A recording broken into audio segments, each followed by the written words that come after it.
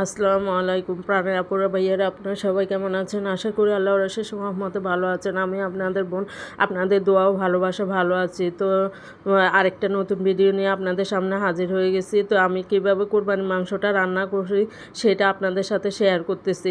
কোনো সময় আমি মেখেও রান্না করি, আবার কোনো সময় আমি এভাবে তেল দিয়ে রান্না করি। তো দুইভাবে রান্না করা যায়। তো এই দুইভাবে আমি রান্না করতে পারি। তো এখানে আমি প্রথমে গরম মশলাটা দিয়ে দিছি। গরম মশলাটা দিয়ে হালকা আমি যখন গ্রানটা উঠবে তখন আমি পেঁয়াজ কুচিটা দিয়ে দিব।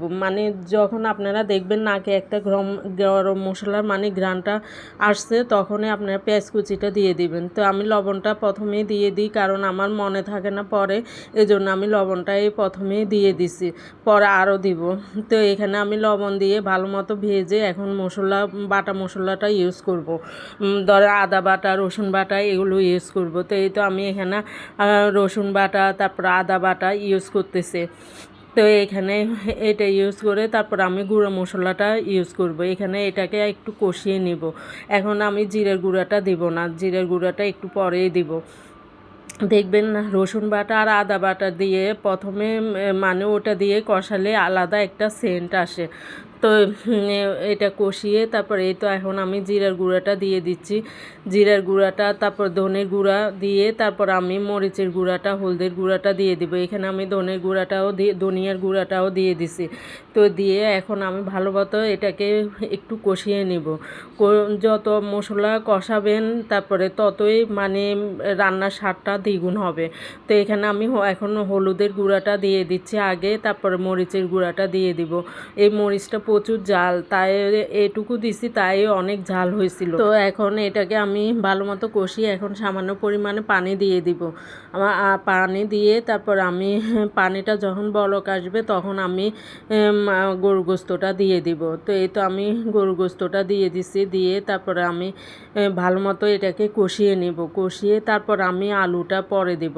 তো এখান থেকে আমি কয়েক টুকরা গোস্ত আমি জাল দিয়ে রাখছিলাম, হলুদ দিয়ে জাল দিয়ে ছোট ছোট টুকরা করে আমি এখানে আমি আবার বলতে চাই একটা রসুন দিয়ে দিছি আমার জন্য। সবাই খায় না, তো আমার থেকে ভালো লাগে গরু গোস্ত রসুনটা দিলে। তো এই তো যেটা বলছিলাম, তো এটা দিয়ে আমি পিঠা বানিয়ে নিব, দেখাবো লাস্টে।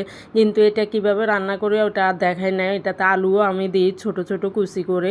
তো এই যেভাবে মাংস রান্না করে ওইভাবেই রান্না করে তারপরে আলুটা দিয়ে রান্না করে তারপরে একেবারে শুকাই ফেলি। তারপরে ময়দার পুরটা বানিয়ে তারপর ময়দা কাইটা কেড়ে তারপরে দেখাবো লাস্টে। তো এখানে আমি একটু টেস্টিং সল্ট দিই, এটা শরীরের জন্য ভালো না, তারপরও দিচ্ছি একটু স্বাদ বাড়ানোর জন্য। আলাদা একটা সেন্ট আসে আর মাংসটা তাড়াতাড়ি মজে যাবে, এই জন্যই দেওয়া।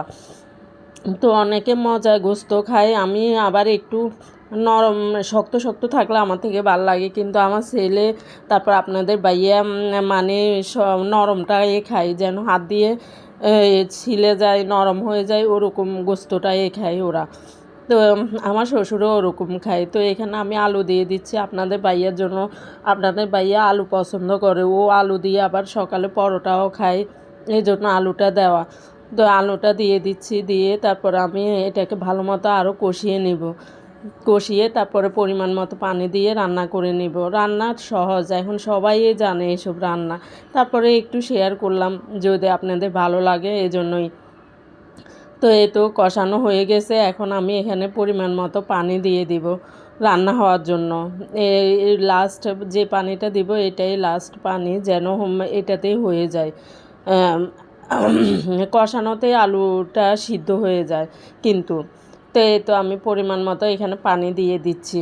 তার একটু পানি দিব, পানি দিয়ে তারপর আমি একেবারে বেশি ঝোলও রাখবো না, আবার একেবারে মাখা মাখাও করবো না, মিডিয়াম পর্যায়ে রাখবো। আমাদের আবার মাংসের ঝোলটা ভাল লাগে খেতে, ভাতের সাথে মাংসের ঝোল হলে আর আমাদের কিছু লাগে না। কিন্তু আপনাদের ভাইয়া ঝোলও নেবে, আবার ওর ডাল দরকার, ডাল খেতেই হবে, মশারির ডাল দিয়ে ও ঝোল দিয়ে মেখে তারপরে ভাতটা খাবে, মাংসের ঝোল দিয়ে। তো এখানে আমি লাস্ট পর্যায়ে কাঁচামরিচ দিয়ে দিছি। আমার আম্মু আবার কাঁচামরিচটা দেওয়া পছন্দ করে না। উনি বলে কাঁচামরিচ দিলে মাংসের সেন্টটা অন্যরকম হয়ে যায়। তো এই তো আমি এখন ওই যে পুরটা পিঠার পুরটা বানিয়ে নিয়েছি, ওটাতে এখন কাঁচামরিচ কুচি কুচি করে মানে ঝাল ঝাল করে বানাবো, এই জন্য পেঁয়াজ কুচিও দিচ্ছি, কাঁচামরিচ কুচিও দিয়ে দিচ্ছি। তো পেঁয়াজটা কাটাই ছিল, তারপরে আরও ছোট ছোট কিউব করে কেটে নিচ্ছি কেচি দিয়ে। তো এটাকে ভালো মতো মেখে এখন পিঠাটা বানিয়ে নিব।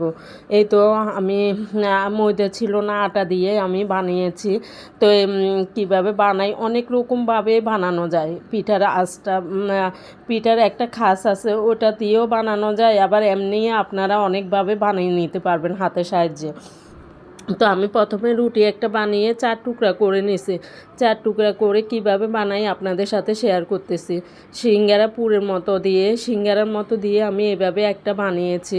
দেখুন আপনারা, মানে কোনো কিছু লাগে না ওইটা। এত মজা হয়েছে পিঠাটা। আমি তো আগে অনেক রকমের পিঠা বানাইতাম, তারপরে অনেক কিছুই বানাইতাম, কিন্তু এখন মন মানসিকতা ভালো থাকে না, তারপরে অনেক ক্রাইসিসের মধ্যে আছি, ভালো খারাপ নিয়ে আসি, এই জন্য বানাই না, মনটা ভালো নাই। তারপরেও কী করব, বাচ্চাদের বিকেলে নাস্তা দেওয়ার জন্য কিছুই থাকে না। তো এই জন্য বলি কোরবানির গোস্তটা যখন আসে তখন এই পিঠাগুলো বানিয়ে নিই। শেষ হয়ে গেছে, তারপরে কাবাব বানাইছিলাম, ওইটাও শেষ হয়ে গেছে। তো এই আর কি, এখন আবার বানাবো, মানে বানাবো করে আর বানানো হচ্ছে না। তো এই তো একবার বানিয়ে দেখাচ্ছি ওইভাবে। এখন আবার খাস দিয়ে কিভাবে বানাই, আপনাদের খাস দিয়ে বানানো একেবারে সোজা। তো এইভাবেও বানিয়ে নিয়েছি, 2-3 রকমের আমি বানিয়ে নিয়েছি।